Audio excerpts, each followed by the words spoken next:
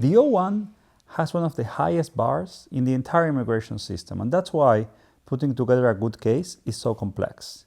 Here are 9 frequent mistakes we see people do while putting together these petitions.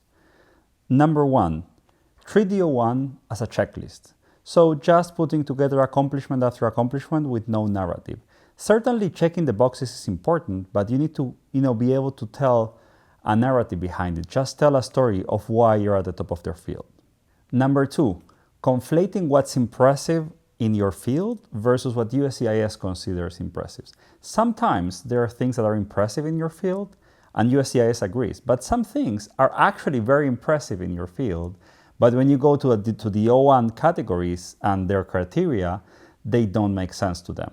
So it's just important to understand that sometimes great in real life means nothing for USCIS, and sometimes things that for you might not be that impressive, for them are really impressive. So it's just a matter of aligning that criteria. Number 3, poor documentation.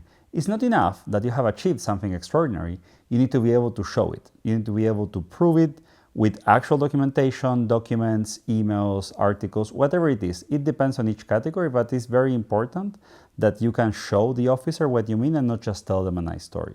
Number 4, over-relying on letters. While letters are important and they can help put together narrative and the context, they shouldn't be, generally speaking, the cornerstone of your case. You need factual documentation and evidence to show them what you did, and then the letters can be a great support or a great complement to tell the story.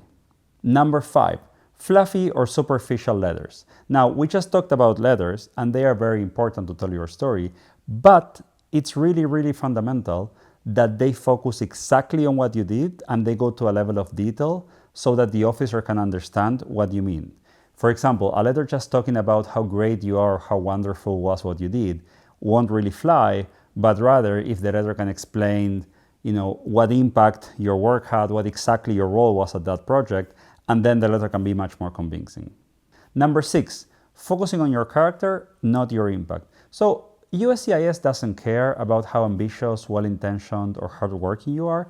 They care about the impact of your work. So with letters or even documentation, that's where the focus should be, as opposed to how good of a person you are or how ambitious or what's the intention of what you are doing. Number 7, student level achievements. So USCIS doesn't care about how great you did at school, and even if it was the best university in the world, even if it was the most prestigious award, they want to compare you against a professional in your field.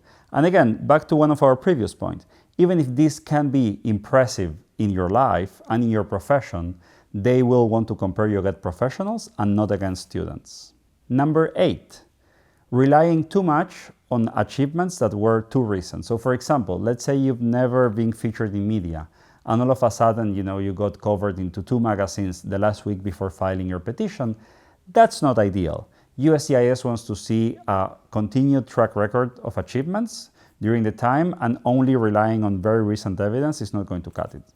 And finally, number 9, quality versus quantity. So it's not a great idea to include everything that you can into this filing, but rather focusing on quality, because when you start adding quantity of things and they are not of the highest quality, then that starts kind of diluting your petition and the narrative.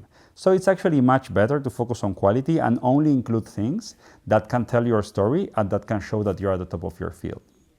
So be intentional, be strategic, and always focus on quality versus quantity.